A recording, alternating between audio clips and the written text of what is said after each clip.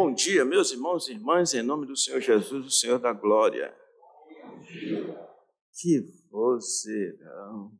Bom dia, irmãos e irmãs. Vamos orar ao Senhor nosso Deus e depois nós vamos ler o texto no qual haveremos de meditar nesta manhã. Pai nosso que estás nos céus, Tu és bom, Tu fazes o bem, a Tua misericórdia dura para sempre. Bendito seja o nome da Tua glória, que ultrapassa todo bendizer e louvor. Agradecemos-te esse dia, o dia que o Senhor fez, o estarmos aqui nesse lugar, o Teu povo espalhado nesta cidade, nesse estado, nesse país, no mundo, adorando o Teu nome que é santo. Perdoa os nossos pecados e que tudo aqui diga glória. Oramos por entendimento. Em nome de nosso Senhor Jesus é que oramos. Amém. Vamos ler, meus irmãos e irmãs, no livro de Crônicas, primeiro livro de Crônicas, no capítulo 29, dando continuidade, primeiro livro de Crônicas, capítulo 29, versículo 10. Pelo que Davi louvou ao Senhor perante a congregação toda e disse: Bendito és tu, Senhor, Deus de Israel, nosso Pai, de eternidade em eternidade. Teu Senhor é o poder, a grandeza, a honra, a vitória e a majestade. Porque teu é tudo quanto há nos céus e na terra. Teu Senhor é o reino e tu te exaltaste por chefe sobre todos. Riquezas e glória vêm de ti. Tu dominas sobre tudo. Na tua mão há força e poder, contigo está o engrandecer e a tudo dar força. Agora, pois, ó nosso Deus, graças te damos e louvamos o teu glorioso nome. Porque quem sou eu e quem é o meu povo para que pudéssemos dar voluntariamente estas coisas? Porque tudo vem de ti. E das tuas mãos tu damos. Porque somos estranhos diante de ti e peregrinos como todos os nossos pais.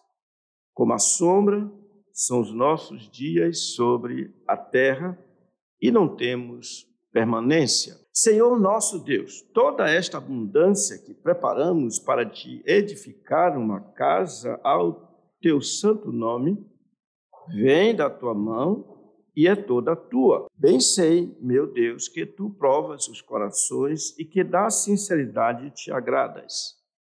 Eu também, na sinceridade de meu coração, dei voluntariamente todas estas coisas. Acabo de ver com alegria que o teu povo que se acha aqui te faz ofertas voluntariamente.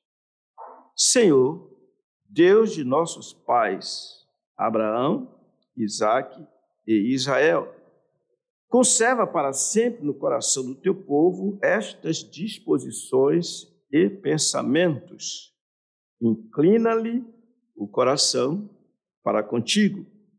E a Salomão, meu filho, dá coração íntegro para guardar os teus mandamentos, os teus testemunhos e os teus estatutos, fazendo tudo para edificar este palácio para o qual providenciei. Então disse Davi a toda a congregação: Agora, louvai o Senhor vosso Deus.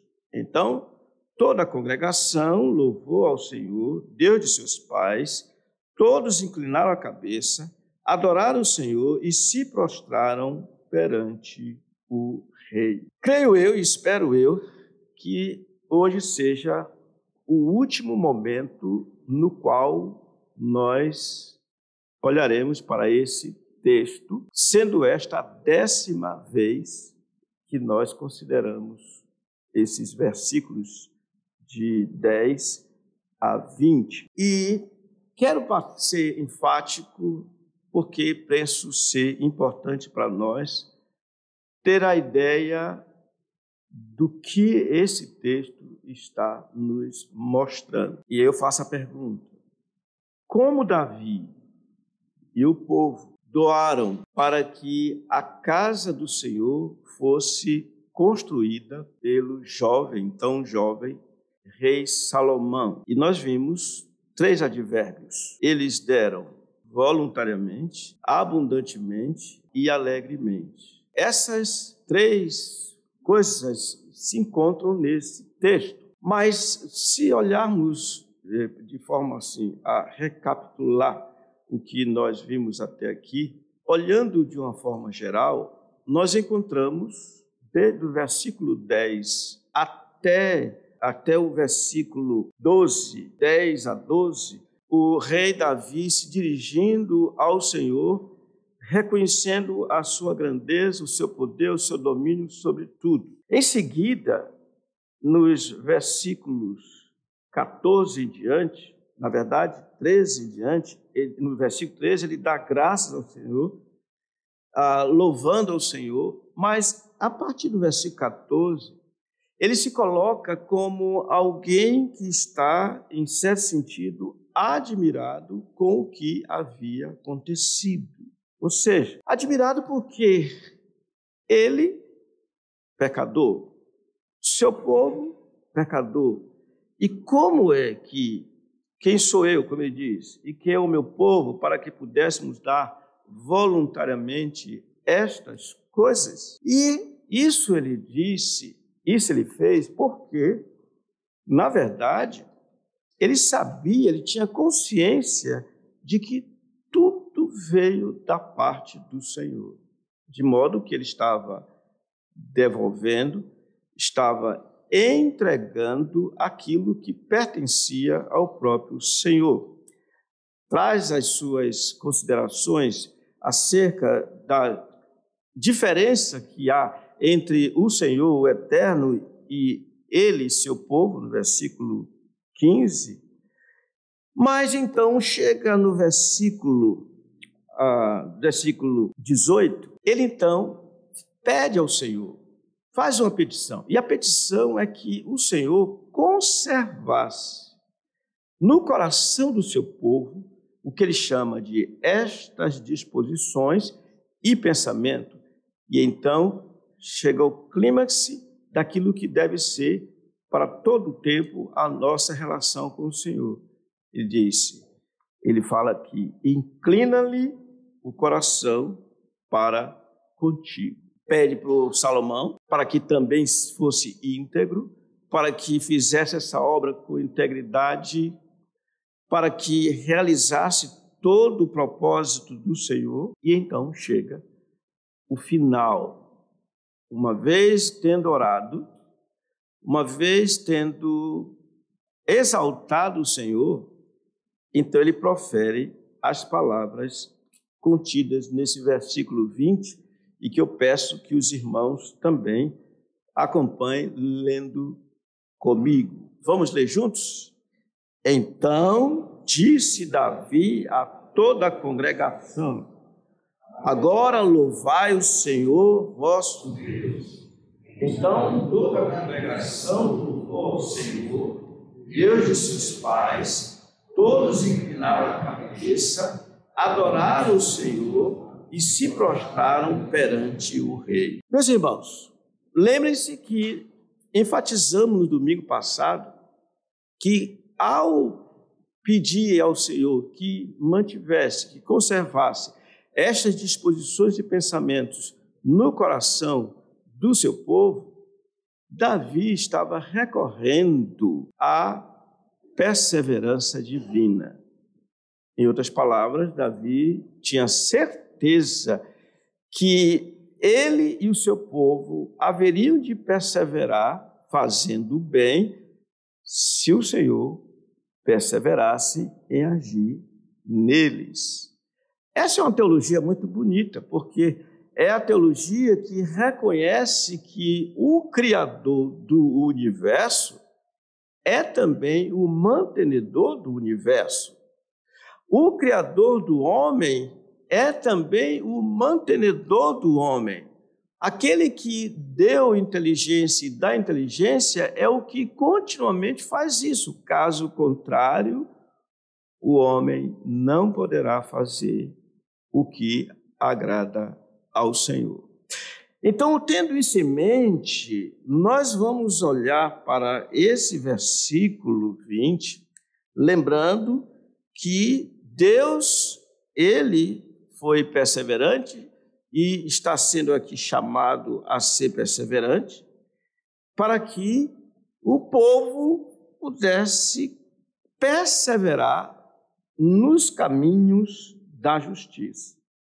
Então, na verdade, nós chegamos ao final desta oração, desta adoração do rei Davi e seu povo. Então, meus irmãos, o que é que nós temos aqui desse versículo 20?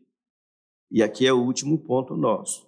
Davi pediu ao povo e o povo respondeu de modo digno e adequado. É o que está aí? Vamos ler junto então? Davi pediu ao povo e o povo respondeu de modo digno e adequado. Por uma questão didática, eu vou trazer para os irmãos, expor aos irmãos, 3 bênçãos contidas nesse versículo 20, ou 3 proposições, ou 3 deduções, 3 verdades. Primeiro, nós veremos, não vai ser colocado aí, depois os irmãos vão passo a passo. Primeira coisa é, na perseverança divina, Davi encorajou o povo a glorificar o Senhor. Segunda coisa que veremos é que, na perseverança divina, o povo atendeu à voz do seu líder. E, em último lugar, veremos que, na perseverança divina, Deus é adorado e a liderança honrada. Então, vamos convagar. Primeiro, na perseverança divina, Davi encorajou o povo a glorificar o Senhor. O que diz a primeira parte desse versículo 20? Então disse Davi a toda a congregação. A toda a congregação. Agora, louvai o Senhor vosso Deus. É muito interessante, irmãos, como há um entrelaçamento entre aquilo que Deus faz e o que Ele faz através dos seus agentes. Ele age, ele deu todas as condições a Davi e ao povo, mas agora nós estamos vendo Davi como que deixando esse momento de oração a Deus, de se dirigir diretamente a Deus, se dirigindo ao povo. Agora, ele está dizendo, louvai o Senhor vosso Deus. Ora, evidentemente que Davi era profeta. Evidentemente que Davi era um homem de Deus.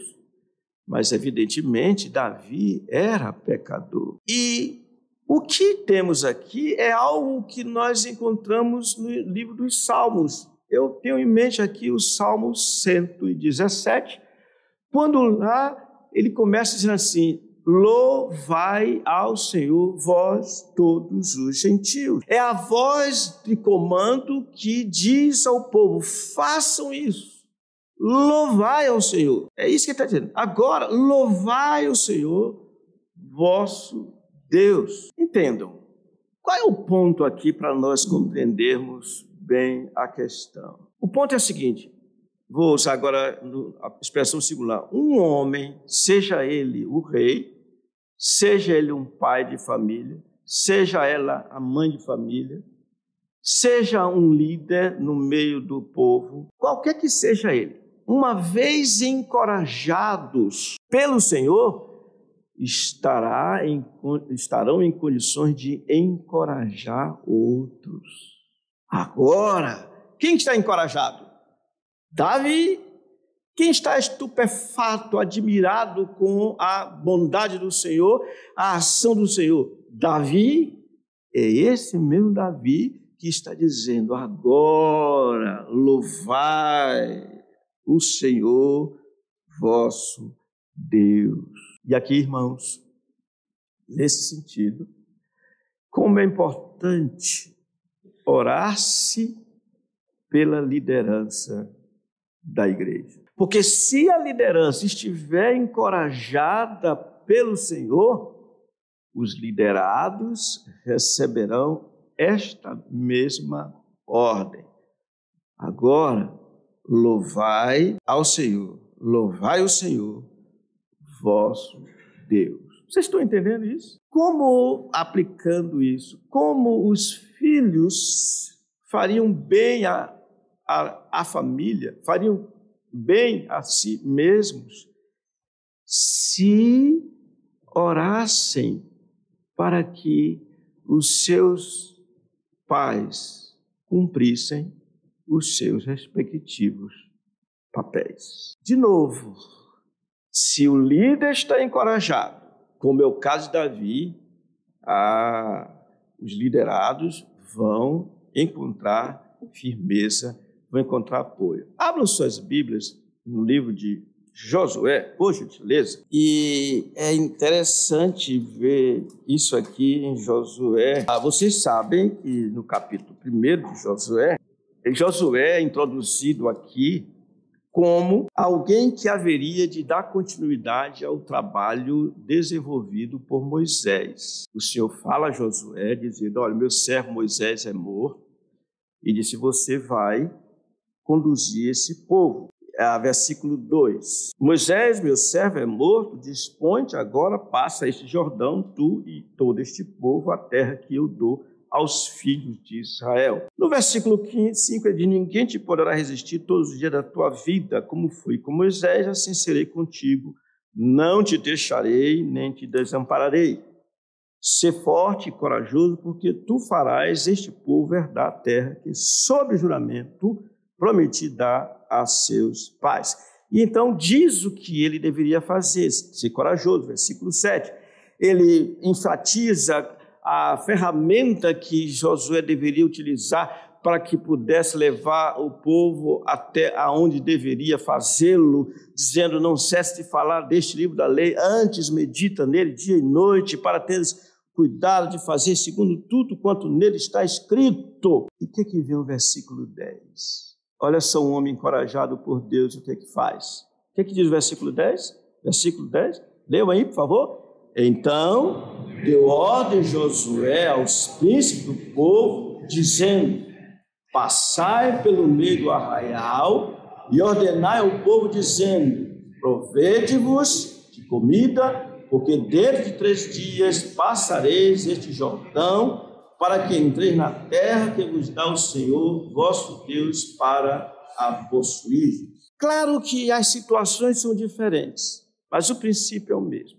Qual é o princípio? Um líder encorajado tem autoridade para encorajar quem? Aos seus liderados. Esse é o ponto. Um pai encorajado vai ter autoridade para encorajar os seus filhos. Uma mãe, líder. Isso, irmão, se aplica em todas as esferas do ponto de vista eclesiástico. Como é importante você estar diante de gente encorajada e que pode encorajar a outros. Então eu volto a dizer, na perseverança divina, Davi encorajou o povo a glorificar o Senhor. Então disse Davi a toda a congregação, agora louvai o Senhor vosso Deus. Alguém podia tentar objetar, dizendo assim, peraí, eu louvo o Senhor, não precisa ninguém mandar eu louvar o Senhor. Essa atitude, ela é bíblica, é correta, é humilde?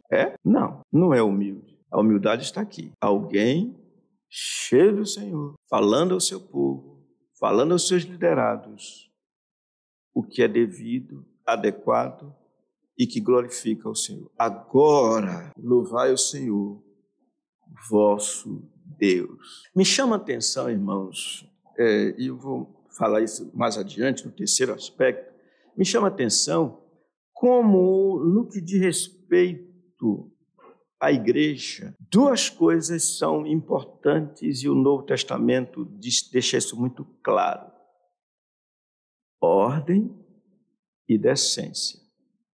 Fazei tudo com ordem e decência.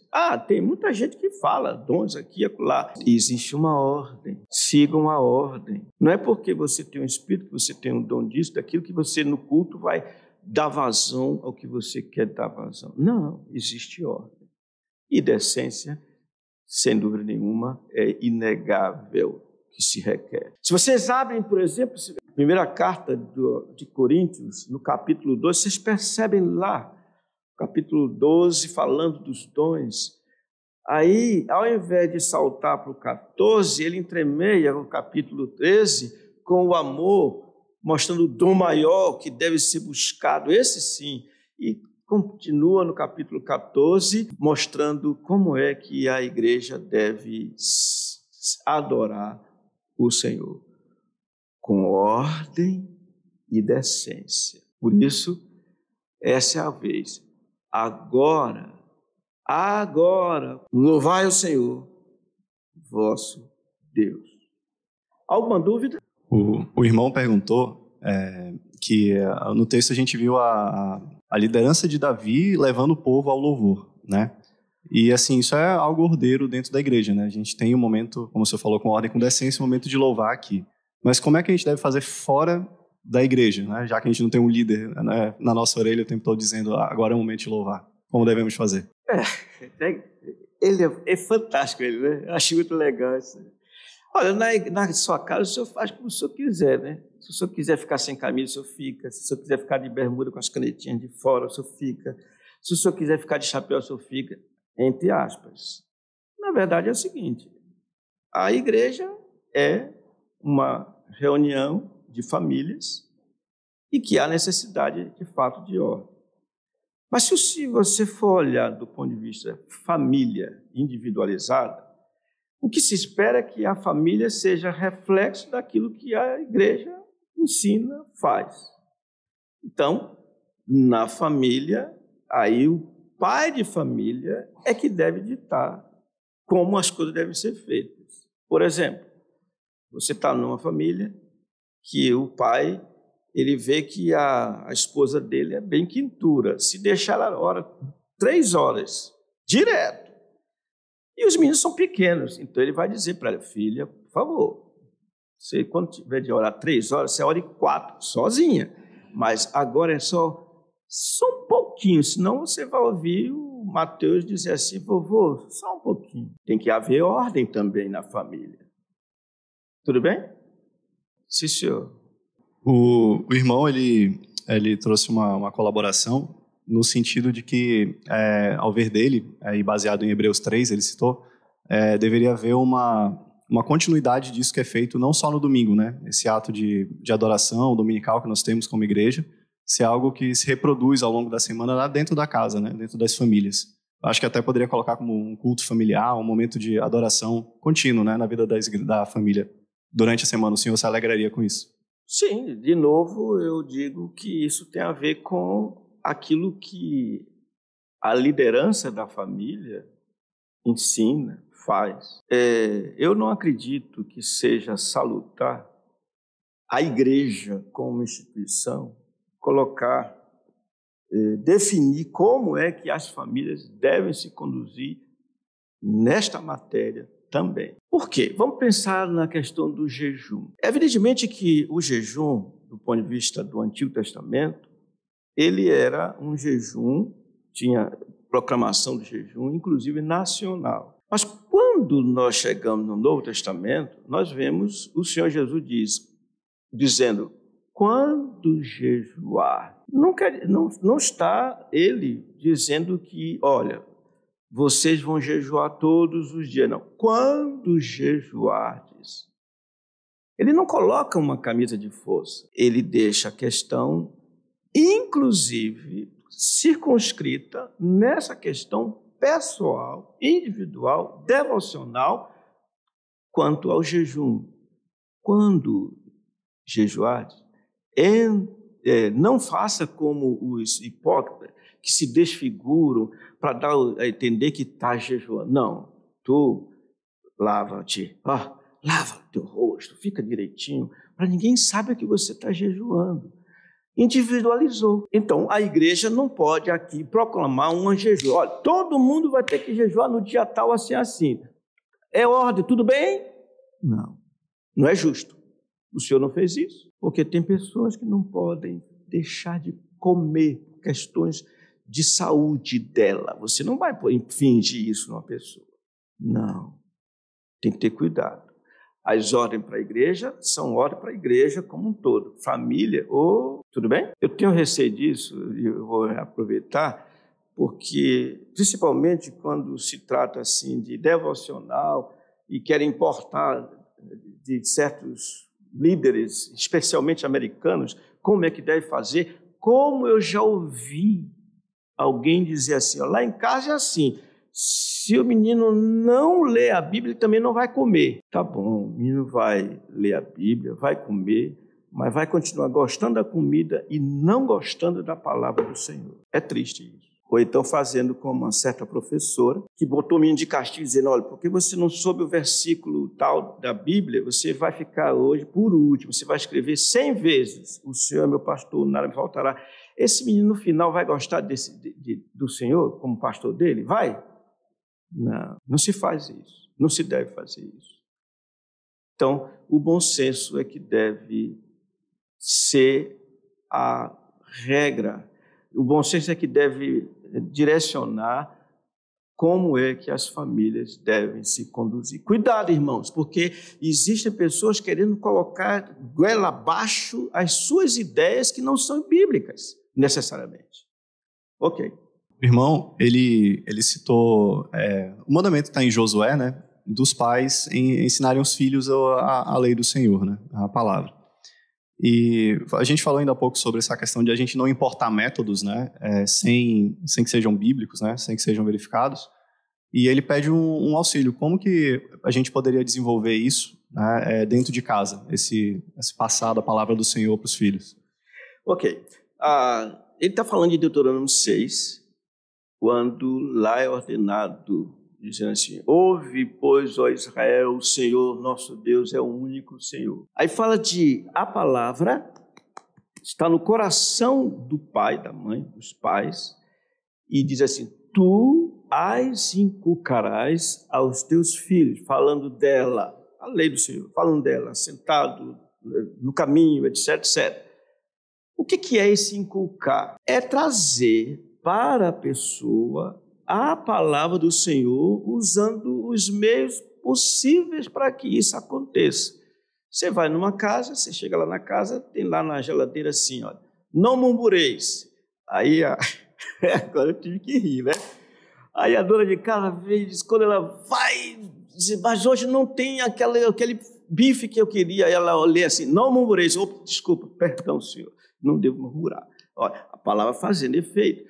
O outro diz assim, olha, a palavra seja temperada com sal. E aí o marido fala grosso para a mulher. Quando ele lê lá no umbral da porta dele, ele diz, minha filha, perdão, porque eu não fui gracioso no falar com você. No outro lugar, os filhos entram e vê que o pai e a mãe estão lendo a Escritura, mas lendo daquele jeito deles. Ora, são meios que se utilizam para que a palavra seja aquilo alimentada por todos na medida do possível. Se vocês me perguntarem como é que eu memorizo, eu já falei sobre isso, como é que eu memorizo a Escritura? Não é escrevendo milhões de vezes o mesmo texto, não. Minha maneira de ver isso é diferente. Por quê? Porque é a minha estrutura, é como o Senhor me fez.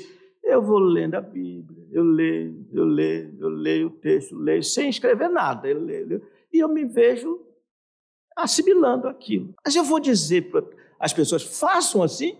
Não. Cada um busque fazer da sua maneira, como é que deve ser feito. Então, o inculcar é isso. Dê ao seu filho a palavra, falando nela, sentado, deitado no caminho. Você, por exemplo, amanhã vai ter vai ter um retiro da igreja. Você chega para os filhos, olha, filhinhos, nós vamos dormir mais cedo, porque amanhã vamos acordar mais cedo, se o Senhor quiser, porque é assim que diz a palavra. Amanhã ou depois nós vamos para lugar tal e tal, se o Senhor quiser. Estou inculcando, se o Senhor quiser, se o Senhor quiser. Isso é a maneira de inculcar a palavra do Senhor. Então, depende de como é que a família vai lidar com isso. Hoje, muitas ferramentas há que auxiliam nessa questão de ajudar a pessoa a guardar. Mas o certo é observar o que a Bíblia diz. Habite ricamente em vós a palavra de Cristo. Como é que vai fazer isso? Aquelas 4 coisas. Eu preciso ler a Escritura, memorizar a Escritura, meditar as Escrituras e pedir ao Senhor entendimento das Escrituras. Pois não. Sobre o jejum pode ser feito com um objetivo ou pedido específico, ou mesmo é para santificação e aproximação do Senhor. Qual seria a finalidade do jejum? Eu até me arrependi de ter falado de jejum, porque vai sair um pouquinho daquilo que a gente está fazendo aqui. Eu estou quase dizendo, se for gente daqui, me procure depois, que eu tenho o maior prazer de conversar sobre isso, para eu não estar desviando daquilo que a gente está. Pode ser assim? É gente daqui? Não? Então diga que vem aqui, pronto. Se não é daqui, manda vir aqui, pronto. Por favor, porque isso leva e aí foge daquilo que a gente quer. Por favor, sigamos em frente. Tem outra pergunta aí? Que seja dentro. O que nós estamos vendo? Um líder encorajado, fazendo o quê? Encorajando os seus liderados. Agora, louvai o Senhor, vosso Deus. Tudo bem? Eu fiz uma pergunta, irmãos. Sim. Então, vamos prosseguir. Além disso, segunda coisa, na perseverança divina, o povo atendeu à voz do seu líder. O que diz aí? Olha só. Então, olha aí, toda a congregação louvou ao Senhor, Deus de seus pais. De alguma maneira, já temos falado sobre a questão aqui. Mas veja que não há demérito o povo obedecer à voz da liderança. Não há demérito, pelo contrário. Está aí o povo. Interessante. Então, toda a congregação louvou ao Senhor. E importa ver o seguinte, olha, como eles fizeram corretamente. Porque a expressão diz, Deus de seus pais. É o Deus da aliança. Essa congregação está louvando, crendo que está se dirigindo ao Deus de Abraão, de Isaac e de Jacó. Crendo que está adorando ao Deus que fez um pacto. Um Deus que fez a promessa de ser Deus deles. E eles pertencendo a esse Deus. Então está aqui adorando a Deus. É interessante ver que é uma adoração consciente, é uma adoração inteligente, porque é uma adoração dirigida a um Deus conhecido, Deus de seus pais. Não é um negócio assim abstrato, não é uma adoração que não tenha teologia. Tem teologia. Isso é importante. Tem teologia. O povo foi instruído. Observem de novo que Davi, quando mandou o povo adorar, disse bem, a quem vocês devem louvar? Louvai o Senhor, Yahvé, que é vosso Deus. E a resposta do povo foi adequada. O povo louvou ao Senhor, Deus de seus pais. Vocês sabem que existem uma coisa que é muito interessante no meio evangélico, no meio cristão, isso há muito tempo. É que a música é algo que chama muita atenção. E não somente a música, mas o que se canta. E a preferência é sempre aquilo que agrada.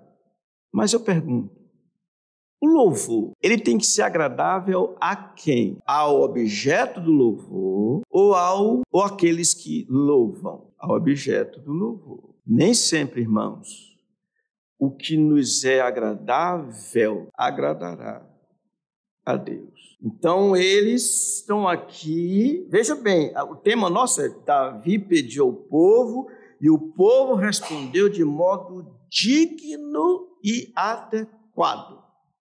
Eles estão louvando ao Senhor nosso Deus. Se a gente abrir, por exemplo, vocês veem como eu disse que tinha teologia, né? Eu vou pedir que vocês abram suas Bíblias em um livro de Colossenses, a carta aos Colossenses, no capítulo 3, ou melhor, no capítulo 3, e vejam como a teologia é importante ser parte do cântico do louvor, melhor dizendo, ao Senhor. No versículo 16, eu acabei de dizer aqui, Colossenses 3,16, habite ricamente em vós a palavra de Cristo, instruí-vos e aconselhai-vos mutuamente em toda a sabedoria. Olha o resultado disso. O que é o resultado? Louvando a Deus com salmos e hinos e cânticos espirituais, com gratidão em vosso coração. E tudo o que fizerdes, seja em palavra, seja em ação, fazei-o em nome do Senhor Jesus, dando por ele graças a Deus Pai. O texto paralelo a esse é muito importante também. Aqui diz assim, habite ricamente em vós a palavra de Cristo.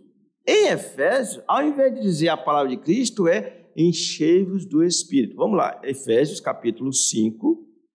Aqui em Efésios capítulo 5, no versículo 18, há uma proibição, e não vos embriagueis com vinho, no qual há dissolução, e vem uma ordem, mas enchei-vos do Espírito.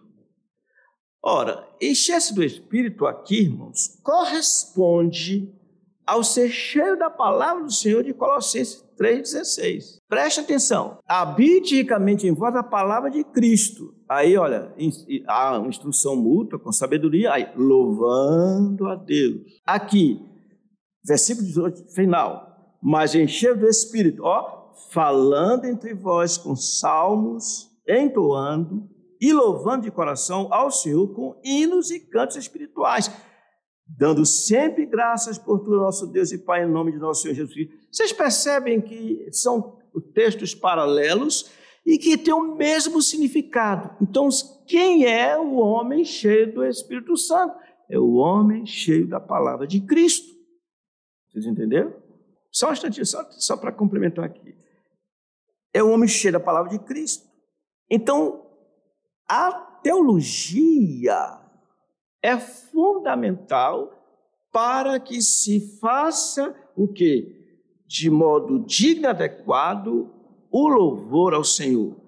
Então, toda a congregação louvou ao Senhor, Deus de seus pais, porque eles foram bem orientados. Pois não, diga.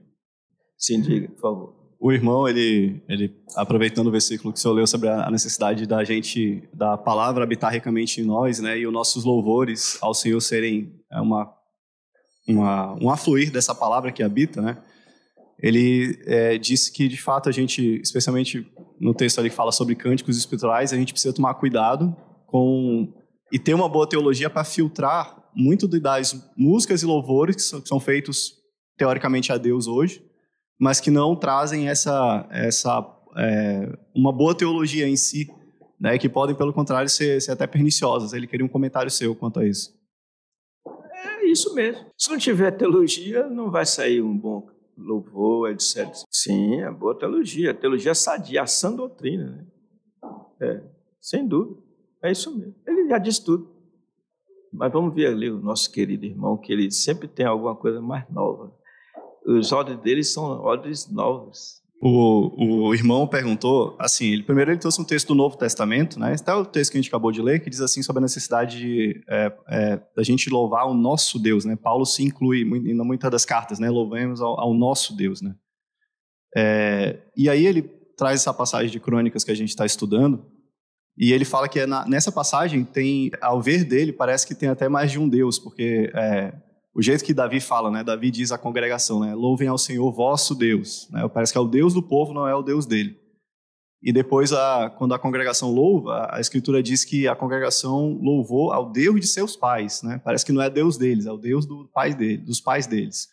Ele pediu uma explicação do Senhor se de fato são vários deuses ou é uma questão só de texto. Bem, o texto é muito claro. O texto se centraliza no Senhor.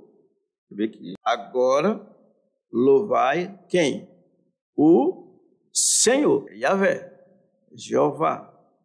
É o grande eu sou. Esse grande eu sou é o vosso Deus. Isso precisa ser enfatizado. Esse grande eu sou é o vosso Deus. A resposta da congregação foi adequada, porque diz assim, então toda a congregação louvou a quem? O Senhor, a Jeová, o grande eu sou, que é o mesmo Deus de Abraão, de Isaac e de Jacó. Então o louvor está certo. Como aplicaria isso nos nossos dias? Nos nossos dias, nós precisamos ter o cuidado de estarmos focalizados, centralizados em quem? Em nosso Senhor Jesus Cristo. Se nós não tivermos cuidado, nós vamos ter aqui, hoje nós vamos adorar o Espírito Santo. Aí é só louvor, falando do Espírito Santo, e não vai agradar o Espírito Santo. Porque a nossa adoração tem que ser cristocêntrica. Isso é importante, é por isso que eu digo, boa teologia, isso é importante. Quando olhamos o Novo Testamento, o que nós vemos? É uma interpretação do Antigo Testamento. É uma amostragem que o Antigo Testamento se cumpriu numa pessoa. Qual é essa pessoa? Cristo Jesus. Cabe a nós olharmos para o Antigo Testamento e vermos desde o início que ele está lá. No princípio era o Verbo, e o Verbo estava com Deus, e o Verbo era Deus. Esse Verbo se fez carne e habitou entre nós, cheio de graça e de verdade. E ele veio o quê? Revelar o Pai. Então, ele é o resplendor e a expressão exata da glória de Deus. Cristo é ele. Por isso o escritor de Hebreus é enfático para chamar o povo exatamente para o Senhor Jesus Cristo, para o Cristo que veio, o prometido. Então, está certo. Quem Abraão vislumbrava? O Senhor Jesus disse, ele viu meus dias e se alegrou. Quem Isaac vislumbrava? Se Abraão foi Abraão e depois veio o patriarca Isaac, na mesma pisada de Abraão, também viu o Redentor lá no final. Quem é Jacó? O mesmo, o Deus de Jacó, que é o mesmo de Israel. Então, é uma teologia sadia. E nós precisamos disso. Louvar o Senhor em nome de nosso Senhor Jesus Cristo. Sem Ele, como Ele disse, nada, sem mim, nada podeis fazer. Tudo bem? As perguntas dele são assim, bem legais, porque ele faz a gente falar algumas coisas que não vejam bem nessa direção, porque o povo está sendo ensinado por isso. A ideia é a seguinte, deve haver um cuidado, e havia um cuidado da liderança, para que o povo não se desviasse do Senhor. Quem é Deus? O Senhor ou Baal? Lembra a pergunta de Elias ao povo? Até quando cocheareis entre dois pensamentos? Se o Senhor é Deus, seguiu. Se é Baal, seguiu. Então, é importante essa chamada, essa lembrança de que nós somos povo de propriedade exclusiva de Deus e que fomos chamados para proclamarmos as virtudes deles. Por intermédio de quem? De nosso Senhor Jesus Cristo. Porque Deus, o Deus de toda graça, nos chamou à sua eterna glória por intermédio dele, nosso Senhor Jesus Cristo. Essa é a ênfase que não é nunca demais. Alegrai-vos sempre em quem? No Senhor. Essa é a ênfase da Escritura. Pois não. Tudo bem? E esse lado aqui, não, o senhor Murilo está falando, sempre trazendo a pergunta de vocês não perguntam nada. Eles estão agradecendo, viu, senhor Murilo? Eu também. Sim, senhora. Por favor, não mencione o nome do cantor, não. Por favor, por favor. Senão a gente vai fazer propaganda aqui de graça, não vale, né, irmão? Por favor. Não precisa repetir, não, irmão. A gente falou sobre louvor e a irmã, nesse contexto, perguntou o seguinte, né? A gente deve louvar o Senhor com hinos, cânticos espirituais, né, como nós vimos na passagem. Isso deve ser algo que é presente em nossas vidas, como a gente faz no domingo. Mas ela pergunta, se entristece ao Senhor, em alguma medida, a gente, durante a semana, tirar um momento para ouvir alguma boa música, seja independente de gênero ou da autoria do cantor, mas para a gente ouvir uma outra música. Tem algum problema em relação a isso? Ela pergunta se entristece o Senhor de alguma forma. Ok. A Bíblia nos chama para um relacionamento com o Senhor, nos chama para crescermos na graça e no conhecimento de nosso Senhor Jesus Cristo. Então, a Bíblia, em outras palavras, está nos exortando para que nós sejamos edificados. Mas eu afirmo, ninguém será edificado do ponto de vista espiritual bíblico ouvindo quem quer que seja do ponto de vista que a irmã falou. Não estou dizendo que a irmã não possa ouvir, não estou dizendo isso. Não possa fazer outras coisas. Vou ao cinema, vou ao teatro. Não estou dizendo que não pode se fazer isso. Mas o que eu estou afirmando é que se você vai ao teatro, você não vai sair de lá cheio do Espírito. De jeito nenhum. É isso que eu quero dizer. Se você vai ao futebol, você pode ir ao futebol, mas você não vai sair de lá cheio do Senhor. Você vai sair cheio de futebol, mas não do Senhor. É isso que eu estou dizendo. Estão entendendo o que eu estou falando? Só se enche do Espírito pela palavra do Senhor. Por isso que o lugar de culto é assim. Eu espero que a irmã tenha entendido, né? Aliás, se quiser, como eu vi outro dia, eu não sabia o que é essa tal de sofrência. O que é esse negócio de sofrência? De sofrência. Aí eu soube que faleceu uma pessoa, com todo respeito. Aí eu estava outro dia lá e fiquei ouvindo, passei um bom tempo ouvindo. Agora essa viagem, fiquei um bom tempo ouvindo a tal da sofrência. A mulher só papá na sofrência. Olha, eu até gostei de algumas sofrências, mas eu quero dizer para você, não me acrescentou nada. Mas não estou dizendo que você não sofra, é problema seu. Se você quiser sofrer, é problema seu. Vocês entendem o que eu estou falando? Pois não. Pode.